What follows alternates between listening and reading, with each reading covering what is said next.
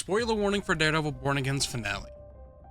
So Marvel just released a trailer a couple days ago called Alive, and there's some really interesting details in it, along with the name, which immediately made me think of our good friend Foggy, but that is a separate video for a different day. In this trailer, we got some new clips of the Punisher and Daredevil team up, as well as Matt back in the suit in Josie's bar. But honestly, there's a lot more to these clips than they're leading us to believe. By the end of this finale, New York is going to be in shambles, and will lead directly into Season 2, along with possibly even the Thunderbolts. So in Episode 6 of Daredevil Born Again, we see Wilson Fisk form the Anti-Vigilante Task Force with Sergeant Cole North as the group's leader. This is Wilson Fisk's personal division of the NYPD that gets special privileges like no body cameras and overtime, among plenty of other things. In the Marvel Look-Ahead trailer, we got the shot of Cole North with a few members of the task force entering this apartment complex. This was the first time we saw the task force on screen just a few months ago. If we take a look at the new Alive trailer, we get the shot of several members entering this apartment with their ARs drawn and lights on, performing a raid. Now you might not have noticed this on first glance, but this is Matt Murdock's apartment, and we can tell this by a few key details. If we jump a little ahead in this trailer, we can see behind Daredevil and this officer, Matt's record player is there on the stand. We saw the same record player when Soledad called Matt to tell him Angela was missing in Episode 6, and we also saw this in Episode 1 when Matt was starting his day after the time jump. So this not only tells us that the Anti-Vigilante Task Force is raiding Matt's apartment, but they must also know that he is Daredevil. Which is huge, but also makes perfect sense. Let me explain. In Episode 1, during the diner scene, Fisk tells Matt that he will not tolerate anyone wearing a suit, and that if he goes back to being Daredevil, there will be consequences. And in Episode 6, after dropping the coldest line, "Fuck it," he finally puts the suit back on, which means that this is open season for Matt's other half. You may be asking, how would Fisk even know that Matt put the suit back on to begin with? Well, we have the shot from almost every single trailer of this mural being painted, and it is of Daredevil with the text saying Born Again. This is new artwork from Muse after Episode 6. We're not even close to being done with Muse's story yet, and we know that it'll lead into Season 2 as well. With this, Fisk has the sanitation department trying to remove these murals, so he will without a doubt find out rather quickly that this was put up. This will lead to him outing Matt Murdock as Daredevil and making him public enemy number 1, along with the rest of the vigilantes in New York. This also correlates with the set photos we've gotten of Matt and Karen walking around the streets of New York, where Karen is sporting this red wig and Matt is walking clean shaven without his cane. We're literally gonna get this scene from the Winter Soldier.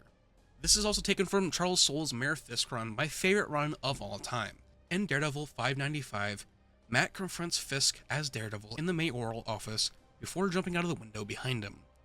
Fisk tells everyone that Daredevil attacked him, which causes a citywide manhunt for Daredevil in issue 596, where Matt decides to don the back in black suit to blend into the shadows better. We have also just seen Matt donning the back in black suit while filming on set in Brooklyn of Season 2 of Daredevil Born Again.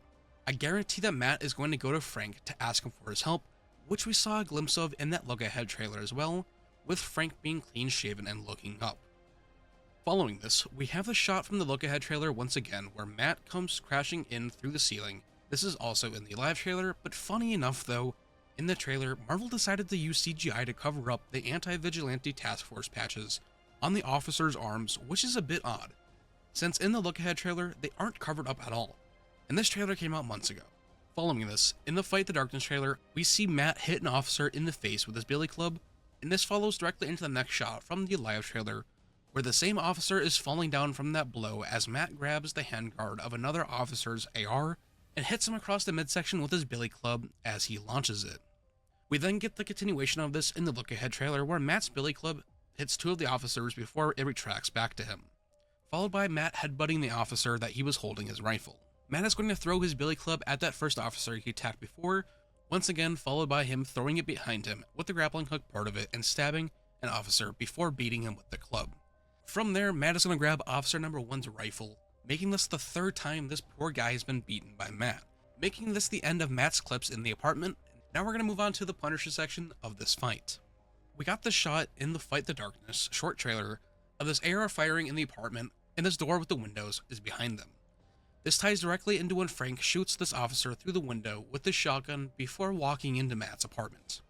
Next, we have the shot from the look-ahead trailer of Frank in Matt's bedroom hiding behind a wall as the task force closes in, and he gets ready to take them down like he did to these poor souls in Season 2.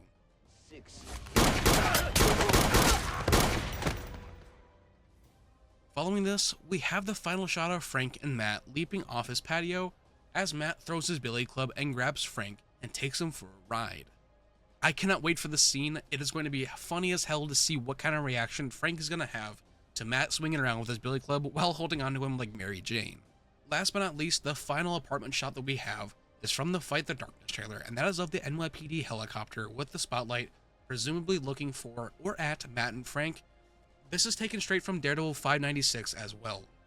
So this apartment fight is going to be absolutely insane. I cannot wait to see this, especially with Frank fully coming back as the Punisher with the skull and all. Now for some shots that happen presumably on the same night before the apartment raid.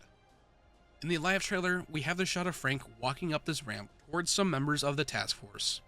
This goes along with these two shots. Frank is walking forward facing us, followed by him shooting a handgun in the air to get the attention of these officers.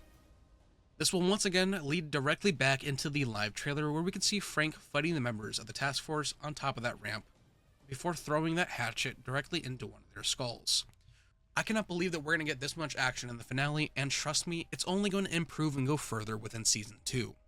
We aren't done just yet though. We have the shot of Karen, which she will be back in this episode, getting out of her car, looking up, and then turning towards Karma, which honestly is probably Matt and Frank.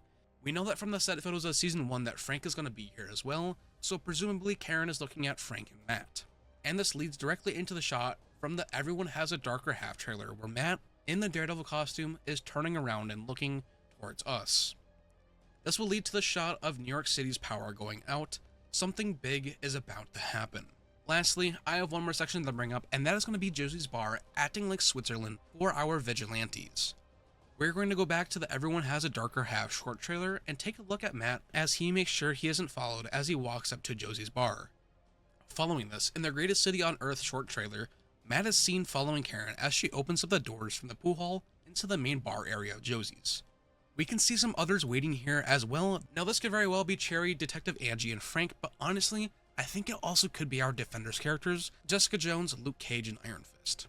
This then leads into the shot and monologue from Matt in the live trailer where he says, "Like a mask and a purpose could save me. My mistake was thinking I was immune to the darkness." We got the continuation of this on Twitter, where we have the shot of Matt putting on the cowl. This is once again in Josie's bar in succession with the previous clips, which leads us into the final shot of this video, that is of Matt in Josie's bar, fully suited up. Now we have got some variation of this shot throughout the trailers. I'll go ahead and play those now, but I think that Josie's bar is going to be their main hideout and headquarters for the meantime. And honestly, it seems like it's been closed down since the massacre there that happened 1 year prior. This is going to be their safe haven for now.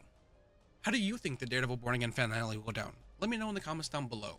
Comic Theory, Carter's Comics, and I will be going live next Tuesday for our live reaction to episode 7 when it releases. So make sure to subscribe and turn on those notifications so you don't miss that stream.